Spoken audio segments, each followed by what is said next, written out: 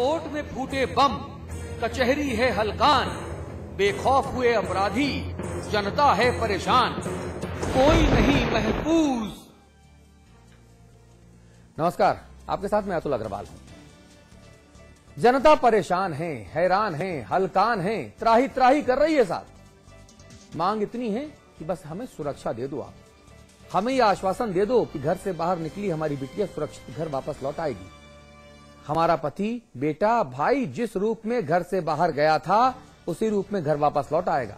कि हम देर रात भी बेखौफ घर से बाहर निकल पाएं, घूम फिर पाएं, ये सब कुछ चाहिए उत्तर प्रदेश की जनता को। इन सब के लिए पुलिस और थाने बने हैं, इंसाफ के लिए कोर्ट कचहरियां बनी हैं, लेकिन मामला फिर भी नहीं बना साहब। क्योंकि जिस पुलिस पर सुरक्षा देने की जिम्मेदारी है वो खुद सुरक्षित नहीं है। जिस डीएम और एसपी से फरियाद करना है उनका दफ्तर, उनका घर भी महफूज नहीं है। जिस अदालत में इंसाफ दिया जाता है, जिसके लिए क्या यूं कहें कि जो अदालतें इंसाफ के लिए जानी जाती हैं, वहां भी कत्लेआम मचा हुआ है। तो भला जनता जाए तो जाए कहां? और यही वो सवाल है जो आज जेरे बहस है। कोर्ट में फूटे बम, कचहरी है हलकान, बेखौफ हुए अपराधी, जनता है परेशान, कोई नहीं महफूज। चलिए उत्तर प्रदेश के जरा कुछ सूरत हाल देख लेते हैं, जहां पर बड़े बड़े अधिकारियों के बंगलों में, दफ्तरों में, अदालतों के परिसरों में अपराधियों का दुस्साहस देखने को मिला और आम जनता त्राही त्राही करती रही। जी, सूरत हाल नंबर 1। मेरठ, एक शख्स की पुलिस कस्टडी में मौत।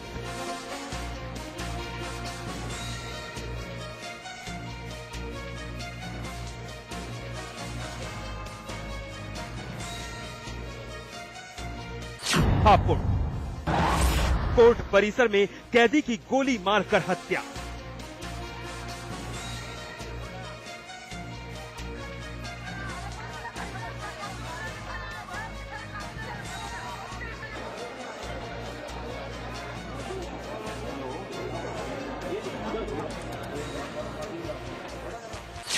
सुल्तानपुर, डीएम कार्यालय में एक शख्स पर जानलेवा हमला।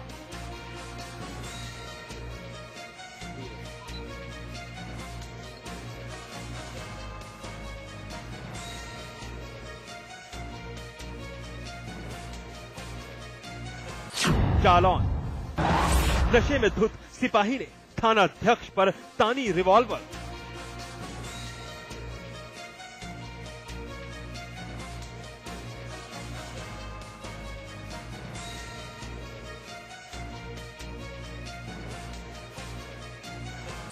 बरेली, महिला ने कलेक्ट्रेट परिसर में किया आत्मदाह।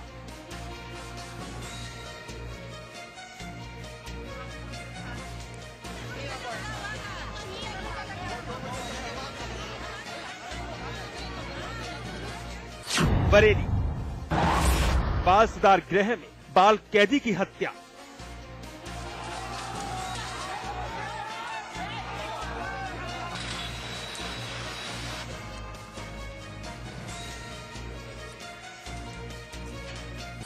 मुरादाबाद, कलेक्ट्रेट परिसर में धुआंधार फायरिंग।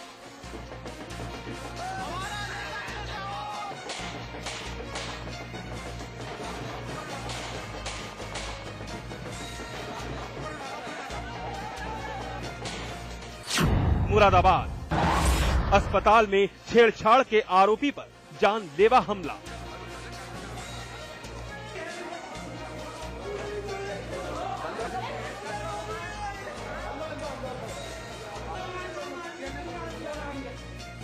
मुरादाबाद, बीमार कैदी को अस्पताल में बेड से बांधा।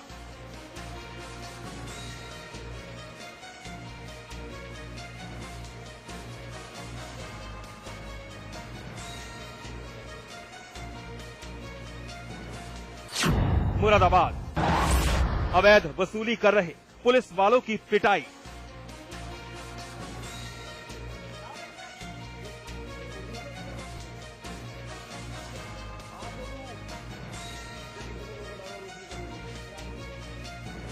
मुरादाबाद, पुलिस की पिटाई से युवक की मौत।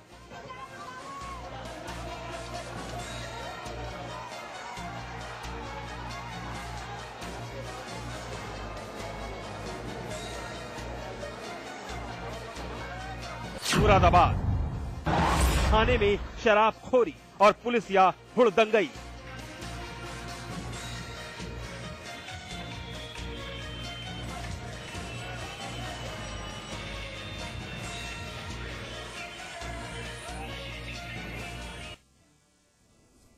ये तो केवल बानगी है साहब, मामला भी बहुत ज्यादा जटिल है। हमने जो अभी आपको दिखाई ये 14-15 खबरें दिखाई, 10 खबरें मेरे हाथ में और है जो मैं आपको आगे दिखाऊंगा, जिसमें गाजियाबाद, नोएडा, गोरखपुर, मिर्जापुर और अय्या की वारदातें हैं। लेकिन उसके पहले आज मुख्यमंत्री चेन्नई में अब से कुछ देर पहले क्या फरमाते हैं वो भी आपको सुनवा देते हैं।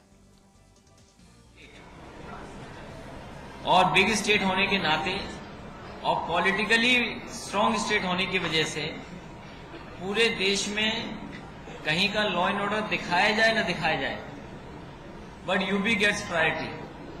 अगर यूपी को प्रायोरिटी मिल रही है उसमें भी तो मैं उसके लिए कुछ नहीं कर सकता हूं। लेकिन one thing I am assuring you, on the issue of law and order we are not compromising with anything. If UP gets priority I can't do anything, ये मुख्यमंत्री साहब का कहना है। लेकिन अगर लॉ एंड ऑर्डर में कोई दिक्कत है तो मैं दुरुस्त करूंगा। जो 15 खबरें मैंने आपको दिखाई, 10 और दिखाता हूं, उसके बाद मैं आपको बताऊंगा कि वाकई यूपी में जंगल राज है कि नहीं। लेकिन उससे पहले मैं जरा अपने मेहमानों साहब का तारुफ करा दूं। अमिताभ अग्निहोत्री जी हमारे मैनेजिंग एडिटर हमारे साथ हैं। इसके अलावा हमारे साथ राजीव त्यागी साहब हैं, आप वरिष्ठ कांग्रेसी नेता हैं, मैं तो आपके साथ रोज होता हूं। 2 खास मेहमान मेरे साथ जुड़ेंगे, शिव प्रताप शुक्ला जी होंगे, आप बीजेपी की नुमाइंदगी करेंगे, और विनोद पांडे जी होंगे, आप सपा नेता हैं और सपा अधिवक्ता महासभा के महासचिव भी हैं। आप सभी लोगों से बात करेंगे, लेकिन ये 10 खबरें और। गाजियाबाद पेशी पर आए आरोपी बदमाश कोर्ट में हत्या।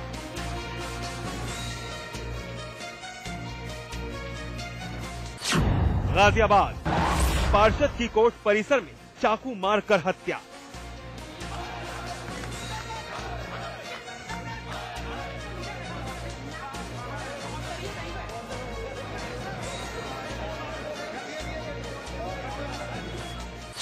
गाजियाबाद पुलिस पर बदमाशों का हमला, एक पुलिसकर्मी शहीद।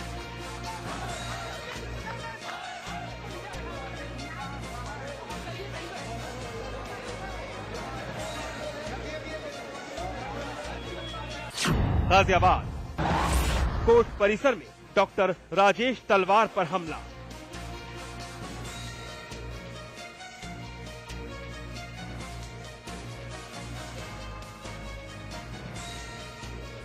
गाजियाबाद पेशी पर आए बदमाश पर कोर्ट परिसर में जानलेवा हमला।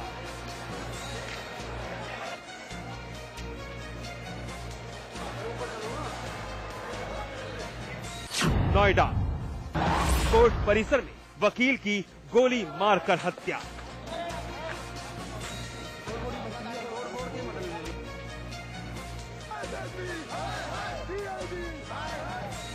गोरखपुर थाना परिसर में दंपति पर चली पुलिसिया लाठी।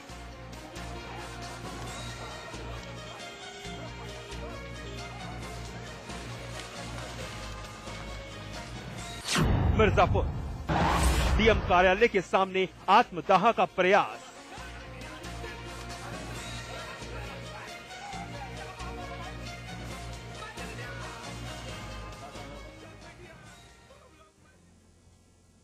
और जब मुख्यमंत्री साहब को हमने आपको सुनाया, और अब हम आपको देवराज नागर साहब उत्तर प्रदेश के डीजीपी हैं, नए डीजीपी बनाए गए हैं साहब।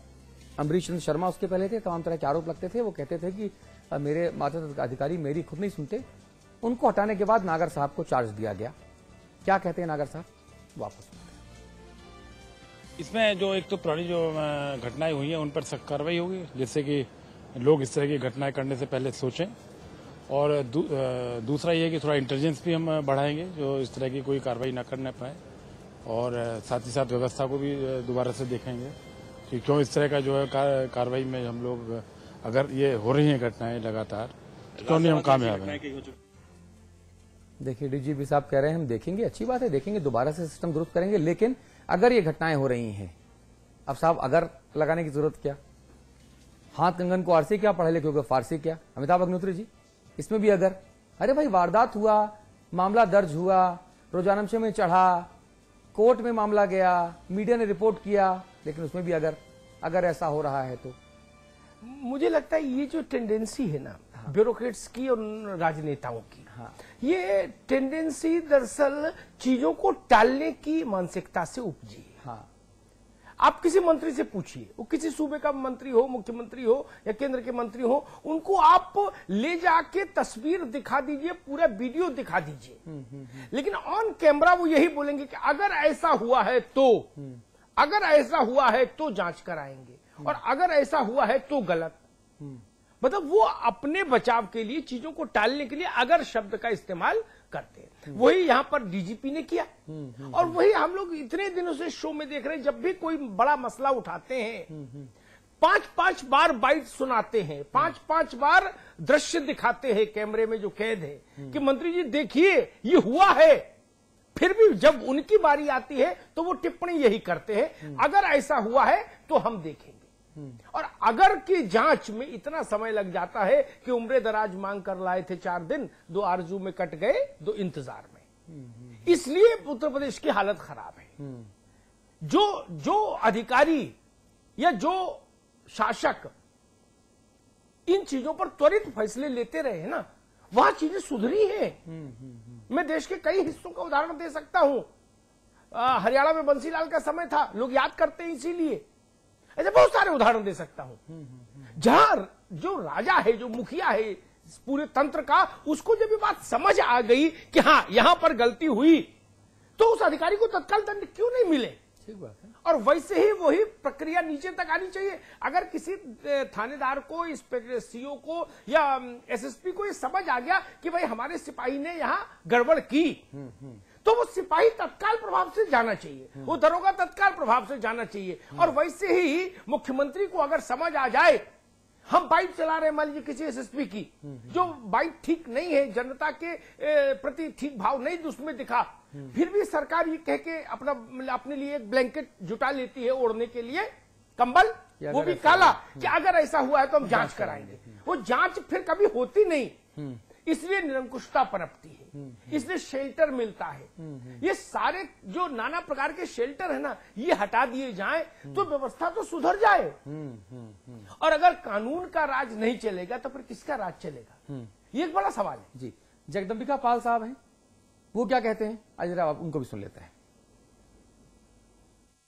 तो राज्य की सरकार की जिम्मेदारी है लॉ एंड ऑर्डर, तो राज्य की कानून व्यवस्था में लोगों को सुरक्षा देने का उनका उत्तरदायित्व, तो उसको संभालें। और यहाँ पे मैं समझता हूँ दिल्ली में यूनियन टेरिटरी है, एलजी को उनको संभालना चाहिए, और इस तरह से सभी को कानून व्यवस्था की प्राथमिकता रखनी।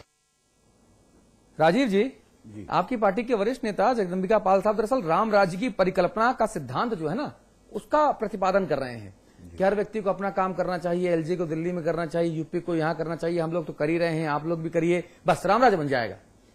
दिक्कत यहां पर है, काम का जिक्र कर, जिक्र की फिक्र कर, काम न कर। समस्या लगता है मुझे इस जगह पर ज्यादा बड़ी है।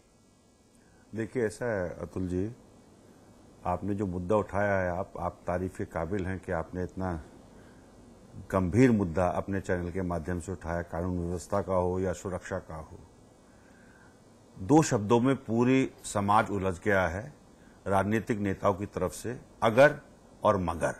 अगर ऐसा हुआ है तो गलत हुआ है, मगर हमारे पूर्ववर्तियों ने इतना खराब सिस्टम कर रखा था साहब, मगर हमारे पूर्ववर्तियों के टाइम पे उससे ज्यादा होता था। तो हम लोग एक्सक्यूज लेते हैं, हम लोग बाग ये कहते हैं कि साहब उनसे बेहतर हम लोग बाग हैं, साबित करना चाहते हैं। पुरानों ने कम किया, ज्यादा किया था, हमने कम किया है। तो ये सब जो चीजें हो रही हैं, ये समाज के लिए ठीक नहीं, देश के लिए ठीक नहीं, या किसी भी व्यवस्था के लिए ठीक नहीं। राजनीतिक लोगों का सबसे बड़ी जिम्मेदारी बनती है, जो सरकार में बैठे उनकी भी और जो सरकार के बाहर विपक्ष में उनकी भी, दोनों की जिम्मेदारी बनती है कि वो लोग बाग समाज को सही दिशा दें। और जिस तरह से मैं आपके चैनल के माध्यम से कहना चाहूंगा, जिस तरह से राजनीतिक लोगों का, अपराधियों का और साथ साथ नौकरशाहों का गठजोड़ बन गया है पूरे प्रदेश में, पूरे देश में, ये एक चिंता का विषय है। और ये गठजोड़ ही निश्चित रूप से देश को दीमक की तरह चाटने का काम कर रहा है। नहीं तो राजनेता, देखिए राजनेता राजीव जी कोई इतनी आसान कौम नहीं होती। दूध पीते